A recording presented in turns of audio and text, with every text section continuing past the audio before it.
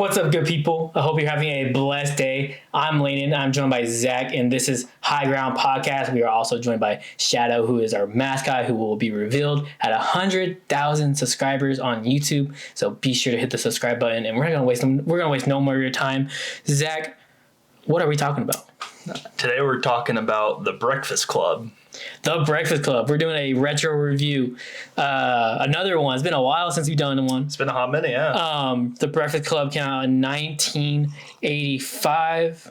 Yes, 1985.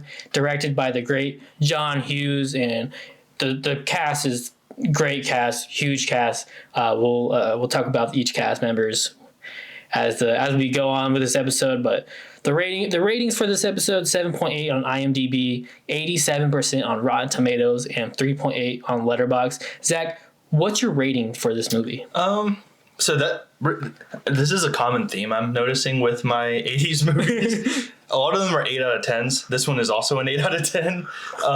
Cinema. Because it's like that. Like I said, my mental thing is like anything 8 or higher is like a really good, like a movie I'll rewatch, but also I'm like, I hold it in high regard. It's like cinema, you know what I mean? Yeah. But yeah, it was a really good movie, and I still love it. It's a cult classic for sure. What about you? What would you say? I gave it a 9.1 out of 10. I found zero flaws in this movie. Oh, it's a great movie. It's a perfect movie. Do you recommend this movie? Oh, absolutely. Especially if you're just a lover of like cinema and you love movies. This is a great one to like just watch, you know, in terms of that. Plus it's like, man, there's just so much stuff in culture that draws from this movie and like calls back to this movie. And I can't not love it. Exactly. Like when I think of, obviously we weren't alive in the 80s, but when I think of high school in the 80s, I think of this movie. That's how it was, yeah. But we're going to jump right into, if you haven't seen this movie, it's been out for 40 years this year. So we're going to jump right into like thoughts and everything about the movie. So if you haven't seen the movie, I don't really know why you're watching this, but go watch the movie. Go watch the movie. And then come back. Zach, just tell me some of your thoughts about the movie, you know, how you're feeling about the movie. Yeah. So, I mean, like I said, it's a very cinematic movie, not in the terms of like, you know, it's not like Interstellar where it's like, oh my gosh, but I'm saying like for just the 80s genre, the classic camera work, the way they like just cutaways, you have like the whole like hallway chasing sequence at some point. That's a very known gimmick, like Scooby-Doo-esque. And then also just like the actors, like I mean these are phenomenal actors that are in this movie. But also just like I mean when I see them I always think of Breakfast Club, you know.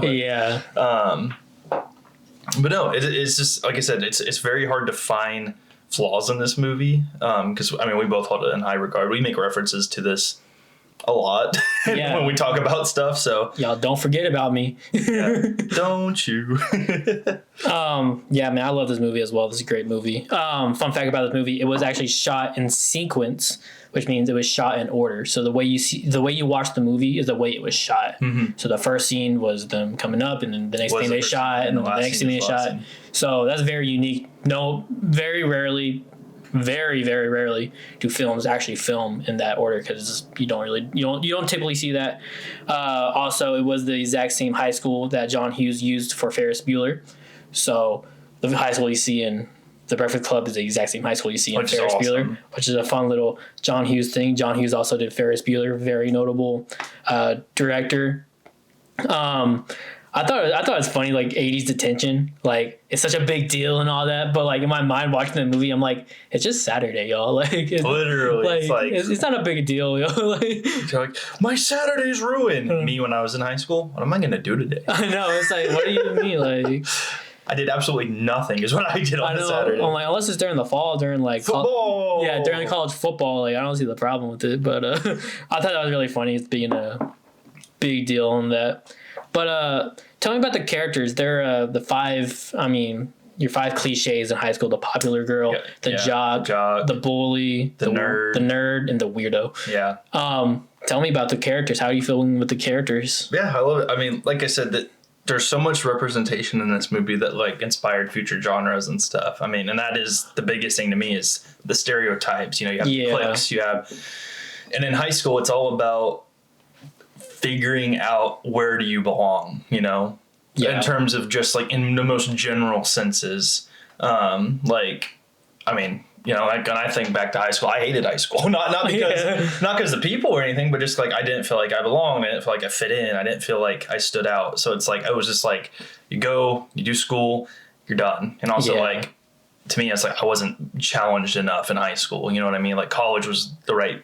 I hate college. That's a whole nother topic. Yeah. But you know, but I loved college because then that's where I found like some of my lifelong friends, minus like you and the guys, of course. But so high school is just like in this movie, especially such an introspective, like when you watch it, you kind of reflect a little bit. It's like 100%. Whether you're in high school or you were once in high school, it takes you back and you're like, man, I remember feeling that way because it's like you're just expected to figure stuff out, and it's like you're not quite an adult, but you're almost treated like you're supposed to know what's going on. Yeah. And that's the whole theme with this movie is these characters. It's like they don't know what's going on; they're just kids. Exactly. But it's like their parents have expectations, or you know, like Richard has expectations of them clearly. Yeah. And that's the whole thing. I hate that guy. I hate Richard. He pisses me off. Something always funny about this movie is Andrew Clark's character, the jock. I always see, I say Andrew Clark. His character is named Andrew Clark. Yeah, but I know you meant. I always see Coach Bombay from the Mighty Ducks whenever I see him. Every time. So I'm like, that's just Coach Bombay, you know? But Coach. speaking of some of the characters, tell me about Bender. How do you feel about Bender in the movie? I thought he's my favorite character in the movie. He's the cool kid, you know, the jock or the bully or. I like him. Yeah. I think he shows like because in high school I had a lot of friends that were definitely like the jocks or like the superstar athletes. Yeah. And I'm very blessed and thankful that I'm still friends with them to this day. But like they never. And I feel like he was a great representation of what those guys are because I think they get a bad rap of like, oh, they're always bully people or they're like, they just act like they're better than you. But like my experience was the opposite. I felt like they took me in or like the big brothers at school, you know.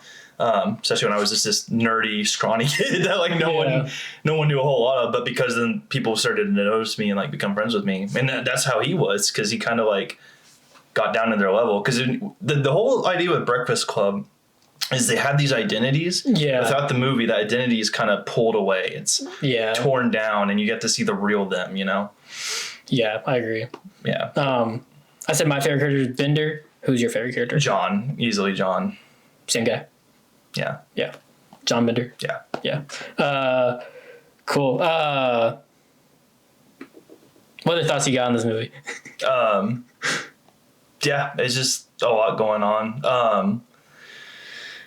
It's the whole movie is kind of a gimmick or like a cliche. It's like you have these people that don't normally hang out with each other, and it's that whole idea of like the greenhouse effect. If you put people in close contact quarters with each other, they're going to interact, right? Even if they wouldn't normally interact outside of this. So it's almost like a social experiment where these kids, again, they know of each other, or maybe they don't have any idea who the heck they are. They learn about each other. It's like, oh, I had this all wrong. This is not who I thought they were at all, you know, in a good way. But, well, mostly a good way. But you're so conceited, Claire. You're so conceited. Yeah, gosh, that...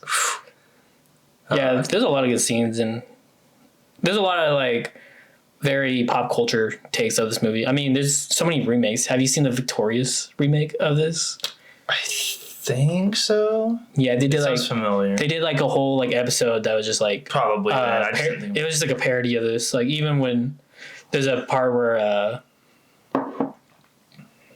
Andre does the whole Bender thing does the whole Andrew thing of taking off his shirts and stuff. He's like, oh, this taco is making me, because obviously that's a kids show. So they don't have weed in that, that they use tacos. That was a whole thing too. But that was a funny episode of Victorious. We really need to do an episode on like iCarly and Victorious. We do. We need to do some Nickelodeon. Yeah. Drake and Josh. Oh, man. Such a good show. Drake, where's the door?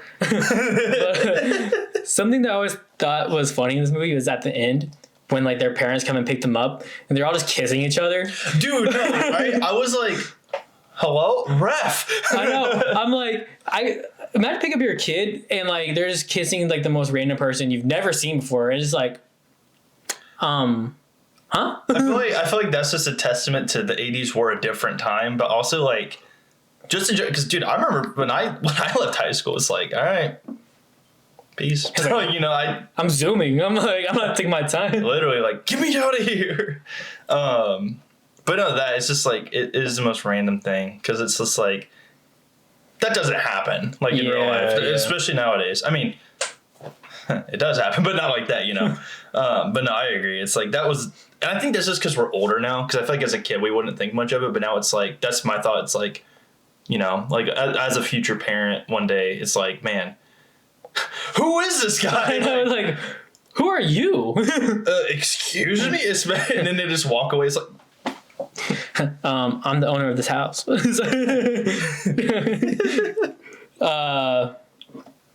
I mean, it's a simple movie. It's a short movie, hour 30. Great movie, great soundtrack. Best part of the movie, in my opinion, was the fist bump at the end.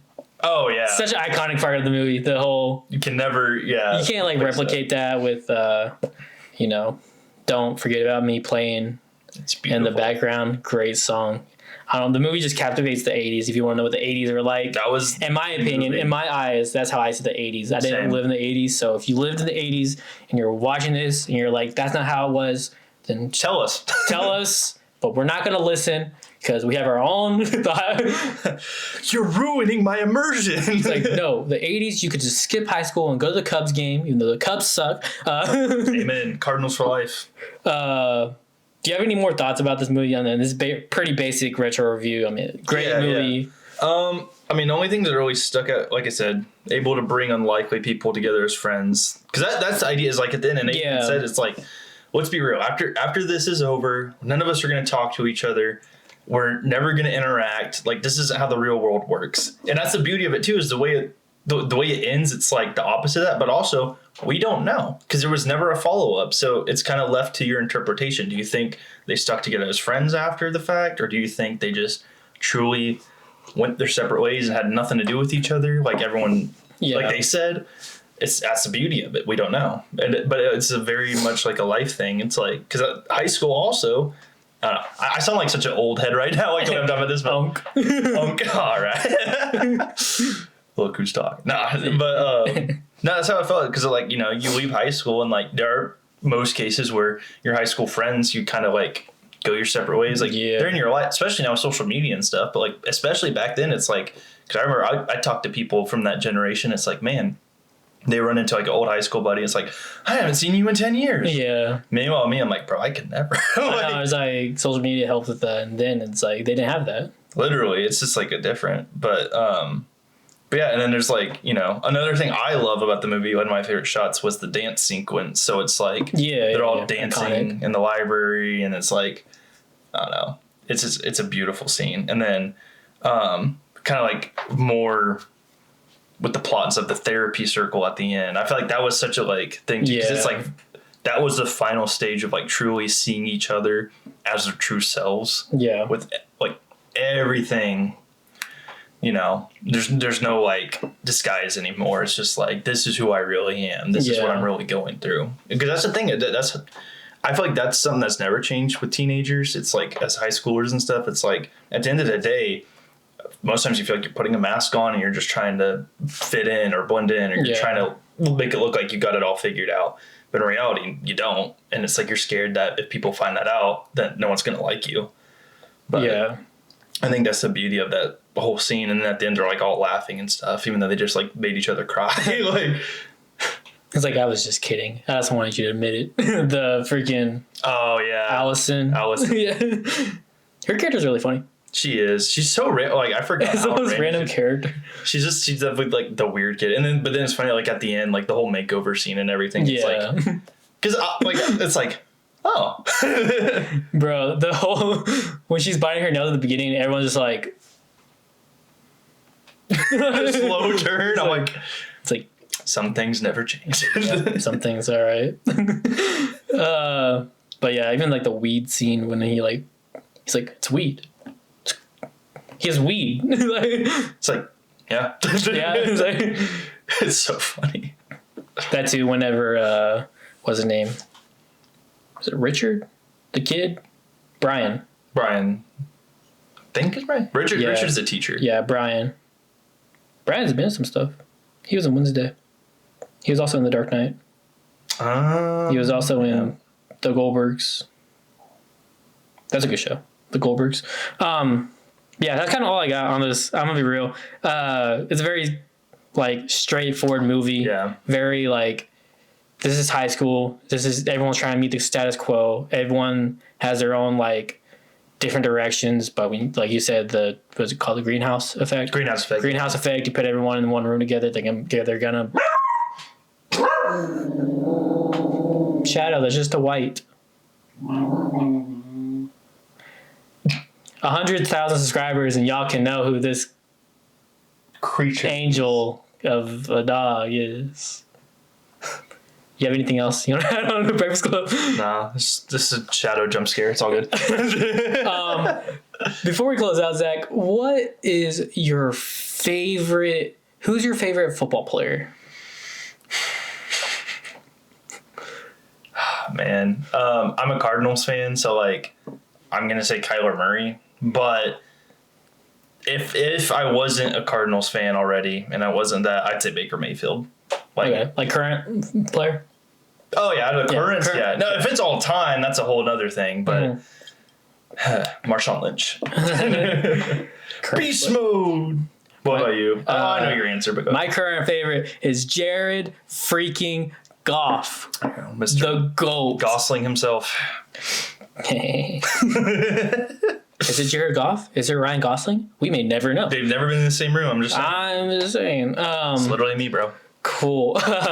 Y'all, before we close out, we love Jesus and we love the Bible. We love sharing the Word of God. And Zach's going to do that for us right now. Awesome. So I'm going to be reading out of Proverbs today. If you want a book in the Bible that's just straight bars, go to Proverbs. There's a lot of them. Solomon Cooks. Yes, sir. So I'm going to read out of Proverbs 13:20. It's a very short verse, but it says, "Walk with the wise and become wise, for a companion of fools suffers harm." We were at church not too long ago, and I remember our pastor said along the lines of, "Show me your friends and I'll show you your future."